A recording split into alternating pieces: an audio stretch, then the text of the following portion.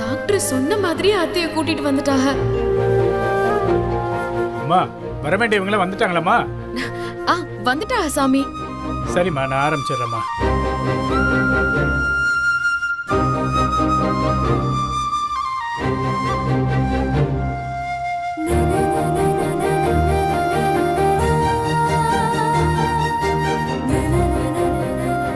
வைரவி, அம்மாவை பார்த்தோன்னே சிந்து முகத்தில் எவ்வளோ சந்தோஷம் பத்தியா? ஆமா ஆமா, அவ யார் வரலனாலும் கவலைப்பட மாட்டா.